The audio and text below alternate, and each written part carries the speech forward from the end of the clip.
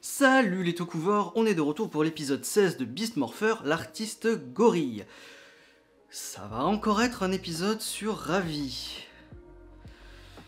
Ils insistent un peu beaucoup sur Ravi, ils n'ont pas réussi à vraiment tant le développer que ça, donc on va voir ce qui va se passer dans cet épisode. Il y aura peut-être un espoir, un petit soubresaut. Donc on commence justement par Ravi qui prétexte d'aller travailler sur son sabre, même si a priori c'est le travail de Night, et non pas le travail des rangers en eux-mêmes. Donc bref, il prétexte d'aller travailler sur son sabre pour en fait aller sortir une boîte de peinture cachée dans le labo de Nate. Étant donné que Nate il passe le plus clair de son temps, il n'a absolument rien vu, bien entendu, tu vas pas me faire croire ça. Bref, donc il va sortir une boîte de peinture cachée dans le labo de Nate pour aller peindre Roxy. Bien sûr, Ravi, vas-y, désobéis encore au règlement de ta mère. Oui, ce mec, on nous le vend comme le mec ultra sérieux qui stick to the rules, c'est-à-dire qui respecte le règlement à la lettre, et c'est le premier à ne pas le respecter. Parce que, relation amoureuse entre Power Rangers, c'est fait, avec Roxy, voilà, donc déjà, première règle brisée. Ensuite, les Power Rangers ne doivent avoir aucune distraction qui les distrait de leur mission. Il peint, il dessine, donc voilà. Ce mec, qui est en apparence, je respecte les règles, je suis très sérieux, les brise toutes. Voilà.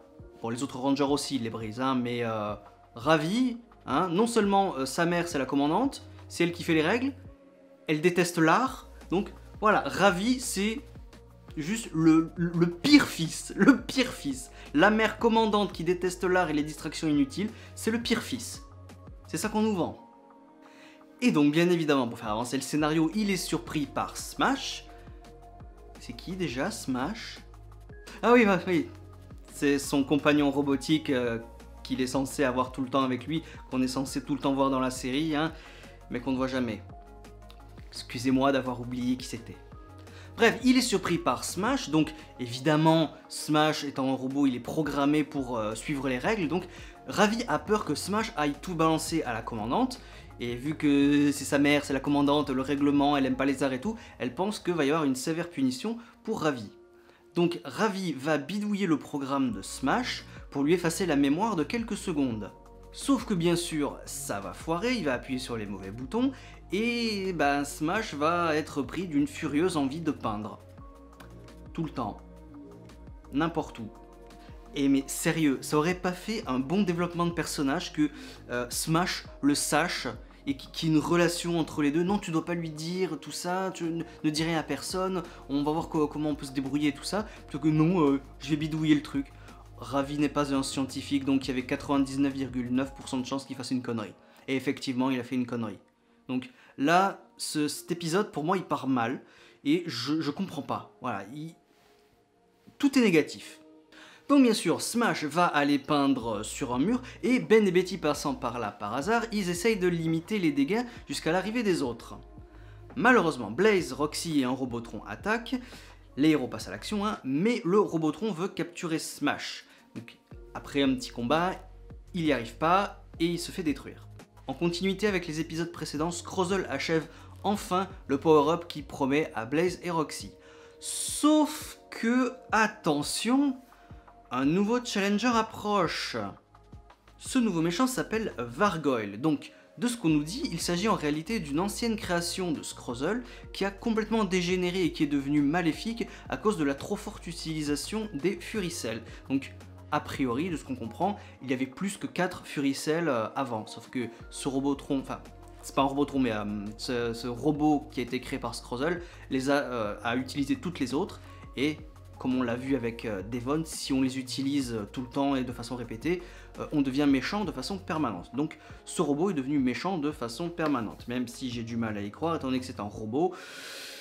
Et donc, je sais pas, ça corrompt un programme, ça fait griller des circuits, donc oui, apparemment les Furicell ça marche aussi sur les robots. Ça les rend méchants. Par rapport à qui, par rapport à quoi, je sais pas, je savais pas qu'un programme pouvait être rendu méchant.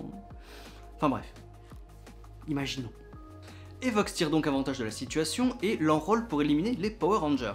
Et donc, évidemment, s'il élimine les Power Rangers, Evox lui promet le power-up que Scrozzle avait fabriqué pour les autres.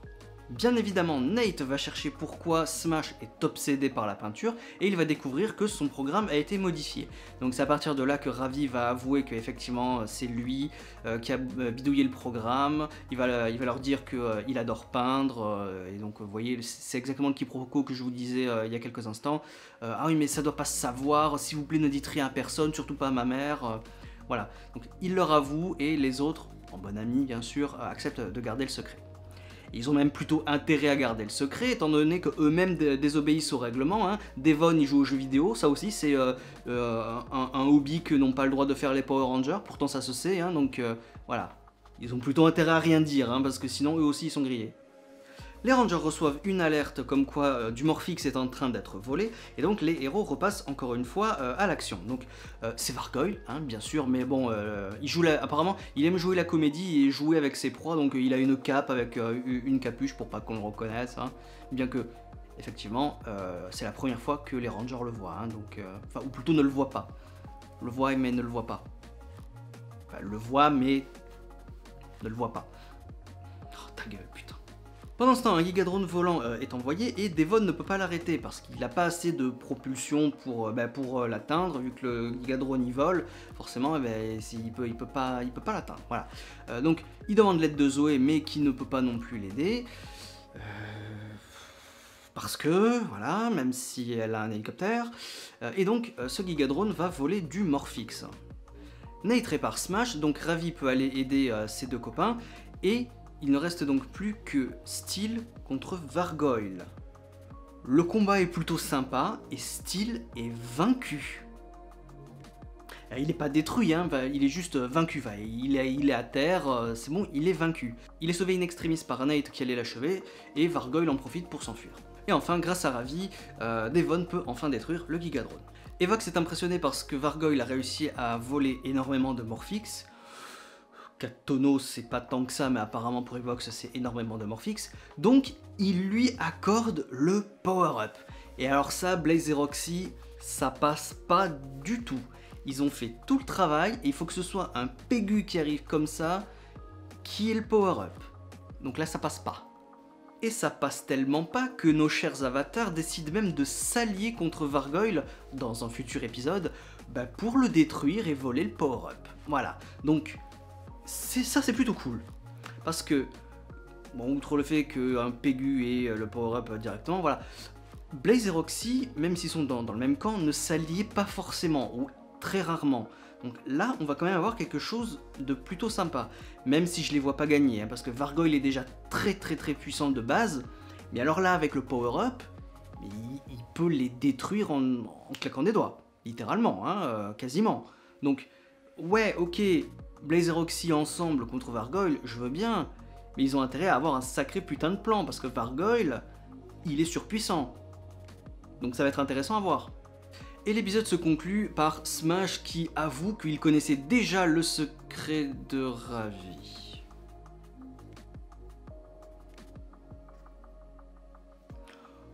Donc on a fait toutes ces conneries pour rien. Smash connaissait déjà le secret de Ravi et il le gardait par amitié pour Ravi parce qu'il savait que la commandante n'allait pas apprécier et qu'il transgressait le règlement. Tout ce bordel pour rien du tout. Si Ravi avait juste parlé une seconde au lieu d'aller bidouiller Smash, tout ce bordel n'aurait pas eu lieu. Ravi. Moi je suis pas ravi.